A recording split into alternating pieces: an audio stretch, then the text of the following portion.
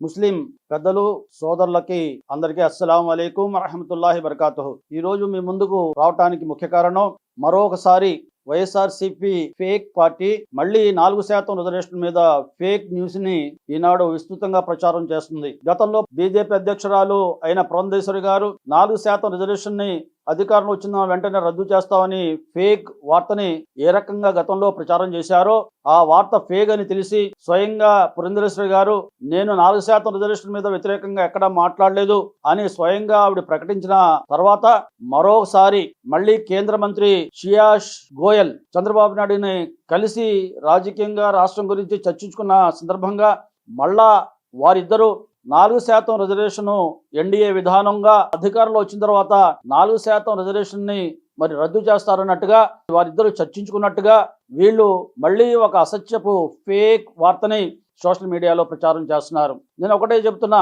Telugu Desam party సిద్ధాంతాలకు కట్టుబడిన party, సత్యానికి, ధర్మానికి, న్యాయానికి కట్టుబడిన పార్టీ. ఎట్టి పరిస్థితుల్లో ఏదైతే పేదరికం, నిరుద్యోగం, అవిద్య, ఇబ్బందికరమైన పరిస్థితులు ముస్లింస్కు ఉన్నాయో వాటిని దూరం చేయడానికి అవసరమైన సాధనాల్లో ఈ 4% విద్యా ఉద్యోగాల్లో ముస్లిం రిజర్వేషన్ అని నమ్మే పార్టీ. 4% రిజర్వేషన్కి తెలుగుదేశం పార్టీ కట్టుబడి ఉంది.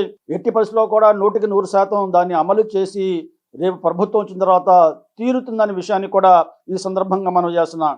ఈనాడు తెలుగుదేశం పార్టీ నిజాయితీని శంకించడానికి అవసరం లేదు. ఈనాడు మనం కనుక చూస్తే 2014-2018లో ఎన్డీఏ బీజేపీతో కూటమిలో ఆనాడు తెలుగుదేశం పార్టీ మరి కలిసి ఉన్నప్పుడు కూడా ముస్లిం 4% రిజర్వేషన్ని 100% అమలు చేసి చూపెట్టిన దాన్ని మీరు ఈనాడు తెలుగుదేశం పార్టీ చిత్తశుద్ధిని గమనించాలి. అంతేకాదు ఆనాడు తెలుగుదేశం పార్టీ అధికారంలో ఉన్నప్పుడు 2014-2018 కాలంలో ఈ రిజర్వేషన్ ని చట్టబద్ధత కల్పించడానికి ఆనాడు చంద్రబాబు నాయుడు గారు ఇద్దరు నిష్ణాతులైన రాజ్యాంగ నిపుణులైన ఇద్దరు లాయర్లని మా ద్వారానే, ముస్లిం నాయకుల ద్వారానే ఎంపిక చేయించి ఎప్పుడైనా సరే ఇది మరి వాద ప్రతిపాదనలో వచ్చినప్పుడు, విచారణకు వచ్చినప్పుడు వాదించడానికి 5 కోట్ల రూపాయలు కేటాయించిన విషయాన్ని కూడా ఈ సందర్భంగా మీరు గమనించాలి. అంటే 4% రిజర్వేషన్ని అమలు చేయడం కాకుండా దాని చట్టబద్ధత కల్పించాలనే చిత్తశుద్ధి ఈనాడు తెలుగుదేశం పార్టీకి ఉందనే విషయాన్ని ఈనాడు ప్రజలు గమనించాల్సిన అవసరం ఉంది. ఈ 2019 నుండి 2024 వరకు 5 సంవత్సరాల్లో వైఎస్ఆర్సీపీ అధికారంలో ఉన్నప్పటికీ కూడా ఈ 4% రిజర్వేషన్ని మరి సుప్రీంకోర్టులో మరి విచారణకు వస్తే లాయర్ని పెట్టే ఆలోచన కూడా చేయకుండా రిజర్వేషన్ని సుప్రీంకోర్టులో గాలికి వదిలేసిన, అలక్ష్యం చేసిన విషయాన్ని కూడా ముస్లిం సమాజం గుర్తించవలసిన అవసరం ఉంది. రేపు రాబోయే రోజుల్లో మే నెలలో ముస్లిం డిక్లరేషన్ తెలుగుదేశం పార్టీ ప్రకటించబోతుంది. ఆ ప్రకటించే డిక్లరేషన్లో 4% రిజర్వేషన్కి మేము కట్టుబడి ఉన్నాం, 4% రిజర్వేషన్ని చట్టబద్ధత కల్పిస్తామని కూడా రేపు ముస్లిం డిక్లరేషన్లో చెప్పబోతున్నాం అనే విషయాన్ని కూడా ఈ సందర్భంగా మీరు గమనించాల్సిందిగా మనం చేస్తున్నాం. ఇక్కడ ఒక విషయం గమనించాలి, ఏదైతే ఎవరికి రిజర్వేషన్ ఇవ్వాలి, ఎవరికి రిజర్వేషన్ ఇవ్వకూడదు, ఎవరి ఆర్థిక సామాజిక పరిస్థితులు మరి ఘోరంగా ఉన్నాయో వాళ్ళకి రిజర్వేషన్ ఇచ్చే హక్కు, ఆ రకంగా ఆ అర్హత రాష్ట్ర ప్రభుత్వానికి ఉంది. రిజర్వేషన్ కల్పించే పరిస్థితి ఆ అంశం రాష్ట్ర పరిధిలో ఉన్న అంశం తప్ప కేంద్ర ప్రభుత్వ పరిధిలో లేని అంశం అని ఈ సందర్భంగా ముస్లింలు గమనించవలసిన అవసరం ఉంది. 4% రిజర్వేషన్ మీద జాతీయ స్థాయి, రాష్ట్ర స్థాయి బీజేపీ నాయకులు మరి మాట్లాడి ఉండొచ్చు. ఆంధ్ర రాష్ట్రంలో ఎవరు మాట్లాడలేదు, జాతీయ స్థాయి నాయకులు మాట్లాడుతున్నారు బీజేపీ వాళ్ళు. అదే రకంగా తెలంగాణ నాయకులు మాట్లాడుతున్నారు బీజేపీ వాళ్ళు అక్కడ ఎన్నికల్లో గెలవడానికి దీన్ని అస్త్రంగా ఉపయోగించుకుని మాట్లాడుతున్నారు. ఆ రకంగా ఆ 4% రిజర్వేషన్ రద్దు చేస్తామనే అంశాన్ని మరి ఆంధ్ర రాష్ట్రంలో ఉన్న మరి పురంధేశ్వరి గారు మాట్లాడలేదు. దాన్ని వ్యతిరేకించిన విషయాన్ని కూడా మరోసారి వాస్తవాన్ని అర్థం చేసుకోవాలని మనం చేస్తున్నా.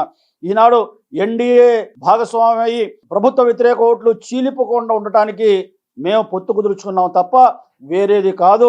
ఈనాడు ఎన్డీఏలో టీడీపీ కానీ, జనసేన కానీ, బీజేపీ కానీ పొత్తు కుదుర్చుకున్నారంటే రేపు ఎన్నికల్లో గెలవాలి, ప్రభుత్వ వ్యతిరేక ఓట్లు చీలిపోయి మళ్ళీ రాష్ట్రాన్ని సర్వనాశనం చేస్తున్న వైఎస్ఆర్సీపీ మళ్ళీ అధికారంలో రాకూడదనే ఒక సదుద్దేశంతో, అదే రకంగా కేంద్ర ప్రభుత్వ సహకారం కూడా ఈ రాష్ట్ర అభివృద్ధి కోసం కావాలని ప్రధాన లక్ష్యంతో తెలుగుదేశం పార్టీ ఎన్డీఏలో భాగస్వామ్యం తప్ప వేరే ఉద్దేశంతో కాదనే విషయాన్ని కూడా గమనించాలి.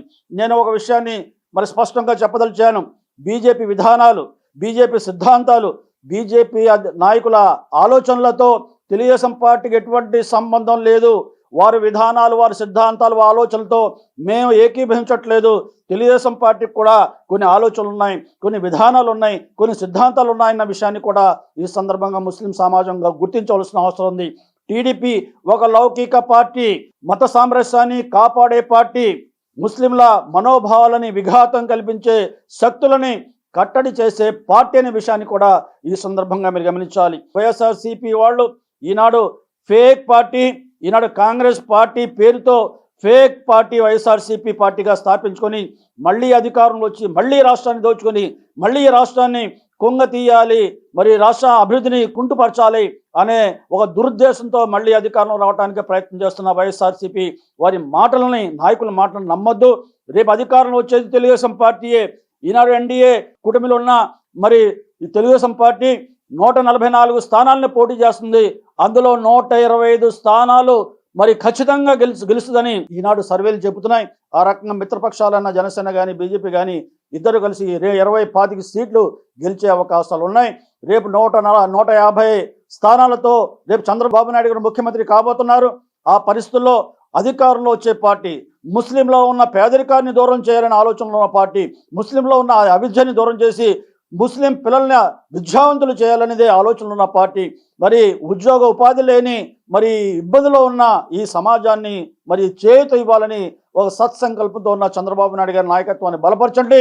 తెలుగుదేశం పార్టీని గెలిపించడానికి ముస్లిం సమాజం అందరూ కూడా కలిసికట్టు రావాలని ఈ సందర్భంగా మీ అందరూ కోరుకుంటూ వేడుకుంటూ సెలవు తీసుకుంటున్నా.